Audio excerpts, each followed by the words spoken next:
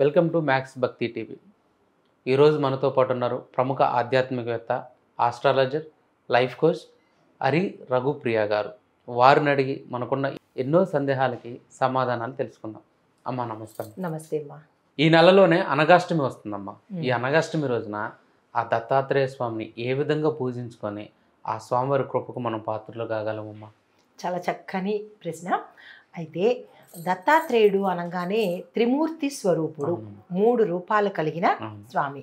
ఈయనకే అనఘా స్వామి అనే ఒక పేరు కూడా ఉంది. అనఘా స్వామి అంటే మిగతా రూపాలలో ఆ స్వామికి గృహస్థు ఇది లేదు, అంటే ఆయన బ్రహ్మచారిగానే ఉన్నాడు. కానీ ఒక రూపంలో అంటే ఒకానొక సమయంలో ఆయన అనఘాదేవి అంటే శ్రీ మహాలక్ష్మి అవతారము, అంటే ఆవిడ కూడా త్రిమూర్తులే, మహాలక్ష్మి, మహాసరస్వతి, పార్వతి, ఈ అవతారాలు కలగలిపినదే అనఘ అమ్మవారు అన్నమాట. అయితే ఈ దత్తాత్రేయ స్వాముణ్ణి అనఘుడు అని పిలుస్తారు. అనఘాస్వామి, అనఘుడు అని పిలుస్తారు. అనఘాస్వామి, అనఘుడు అంటే అర్థం ఏమిటంటే అఘము అంటే పాపము, అన్న అంటే లేనిది, తొలగినది అని అర్థము. అంటే పాపమును తొలగించేవాడు అనఘుడు, పాపాన్ని తొలగించేవాడు దత్తాత్రేయుడు అనమాట.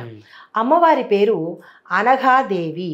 ఈ తల్లి కూడా పాపాలని తొలగించి అష్టైశ్వర్యాలను, అంటే లక్ష్మీ రూపంలో అష్టైశ్వర్యాలను ఇస్తుంది, వాగ్దేవి రూపంలో అంటే మహాసరస్వతి రూపంలో వాక్కుని, వాక్ సంపదని, జ్ఞానాన్ని ఇస్తుంది.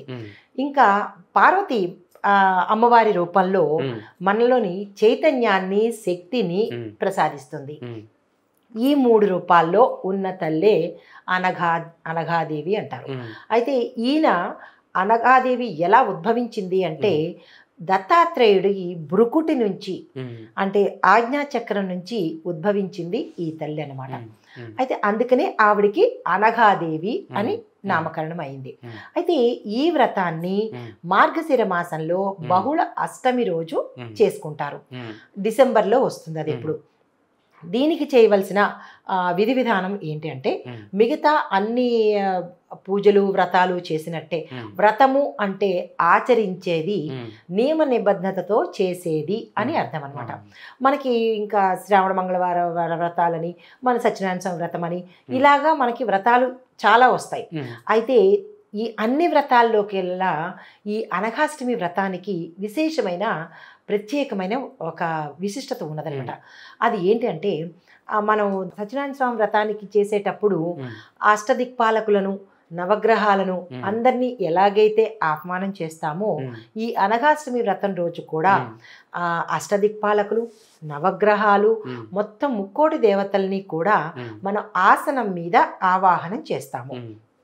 తూర్పు వైపు అనఘాదేవి సమేత దత్తాత్రేయుణ్ణి పటం పెట్టుకుని మనం ఈ ముందు ప్రక్రియ చేస్తామన్నమాట.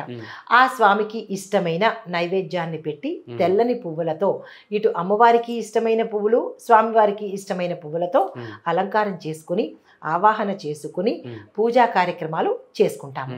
ఈ పూజా కార్యక్రమాలు చేసుకోవడం వల్ల మనకి 6 దగ్గర నుంచి, 6 రూపాల దగ్గర నుంచి మనకి అన్ని లభిస్తాయి. అంటే 3 త్రిమూర్తులు, 3 లక్ష్ములు, మొత్తం 6 దగ్గర నుంచి, అంటే 6 శక్తివంతమైన దేవతల దగ్గర నుంచి మనకి అన్ని రకాల మనం ఏదైతే కోరుకుంటామో అవన్నీ మనకి లభ్యమవుతాయి. అయితే దీన్ని ఎలా చేస్తాము అంటే బ్రహ్మాదేవుడికి సంబంధించినటువంటి మంత్రాలతో, అంటే దత్తాత్రేయుడికి మూలమంత్రాలు ఉన్నాయి, ఈ 3 కలిపినవి బ్రహ్మ, విష్ణు, మహేశ్వరులకి సంబంధించిన నియమ నిబంధనలు, వాళ్ళ పూజలకి ఎలాగైతే చేస్తామో దీనికి కూడా అలాగే తెల్లవారుజామున లేచి ఇందాక మనం అనుకున్నట్టుగా చేస్తాము. కానీ ఈ స్వామి వారికి ప్రత్యేకమైన నైవేద్యం ఉంది. మిగతా అన్ని నైవేద్యాలతో పాటు మన పుట్నాల పప్పు, తదుపరి ఇది మన అటుకులు, ఈ రెండిటితోనూ యాలకులు వేసి దాన్ని పౌడర్గా చేసి ఆ స్వామివారికి నివేదన చేస్తారనమాట. దీనివల్ల ఏంటంటే మనకి ఏమైనా గ్రహశాంతులు, గ్రహాలకు సంబంధించిన ఇబ్బందులు ఉంటే కనుక అవి తీరిపోతాయి అని ఒక ప్రత్యేకమైన ఇదనమాట. అయితే ఈ దత్తాత్రేయ స్వామి ఆలయాలలో ప్రముఖంగా 8 ఆలయాలు ఉన్నప్పటికీ ఒక్కొక్క ఆలయానికి ఒక్కొక్క విశిష్టత ఉంది. ఇప్పుడు గాణగాపురం ఆలయం ఉంది. గాణగాపురం ఆలయంలో ఈ దత్తాత్రేయుడిని ఎలా పూజిస్తారు అంటే దుష్ట శక్తులు కానీ ఏవైనా చెడు కర్మలు చెడు నెగిటివిటీ ఉన్నవాళ్ళు ఆ ఆలయానికి వెళ్తారు.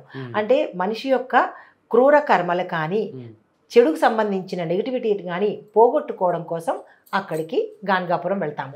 అదే పిఠాపురం దగ్గరికి వెళ్ళేటప్పుడు ఆధ్యాత్మిక పరమైన కోరికలు కానీ ఆధ్యాత్మిక పరమైన సిద్ధిని పొందడం కోసం ఆ ఆలయాలకి వెళ్తాము.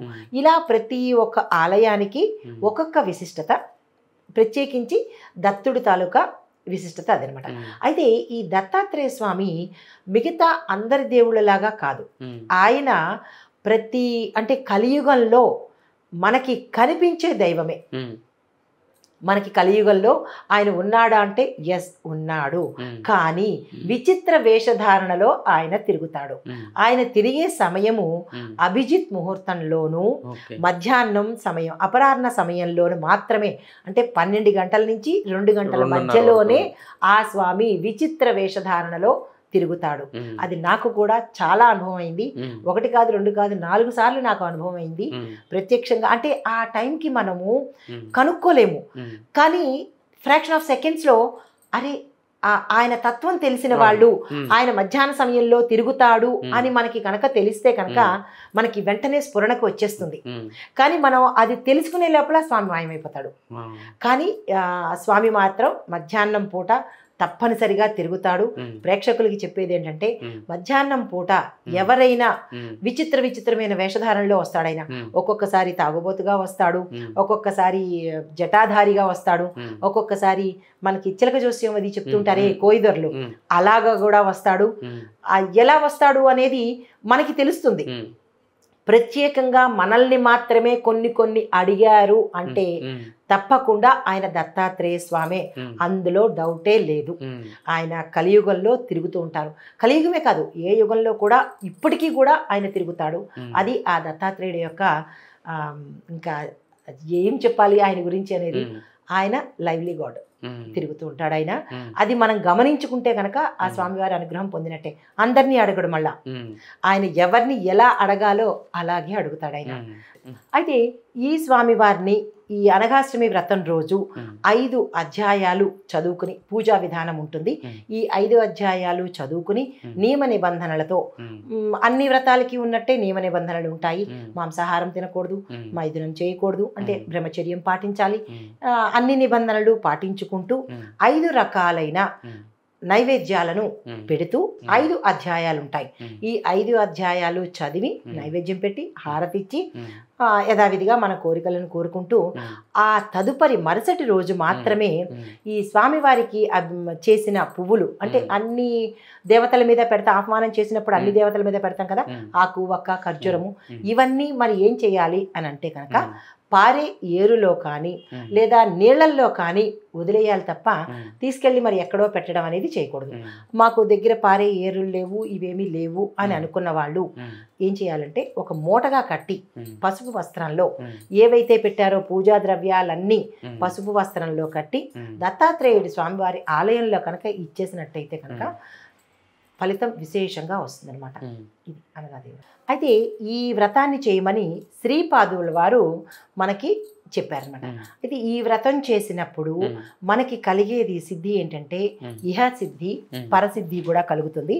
అయితే ఈ వ్రతాన్ని ఎక్కడ చేసుకోవాలి అనే అనుమానం కూడా రావచ్చు. అయితే ఈ వ్రతాన్ని ఇంట్లో చేసుకోవచ్చు, కానీ విశేషించి పనస చెట్టు కింద కనుక చేసినట్టయితే విశేషమైన ఫలితం వస్తుంది. 1000 అశ్వమేధ యాగాలు చేస్తే ఎంత ఫలితం వస్తుందో అంత ఫలితము ఈ రోజు అంటే అనఘాష్టమి రోజు ఈ వ్రతం కనుక చేసినట్టయితే అంత తత్సమానమైన ఫలితం వస్తుంది. అలా అయితే ఇంట్లో చేసుకుంటే రాదా అని అడగొచ్చు. ఇంట్లో చేసుకున్నా వస్తుంది, కానీ విశేషమైన ఫలితం కావాలి అంటే పనస చెట్టు కిందే చెయ్యాలి అని మనకి శ్రీపాదుల వారు ఈ వ్రత నియమాలని చెప్పారనమాట. చాలా చక్కగా చెప్పారమ్మా. నమస్తే అన్న.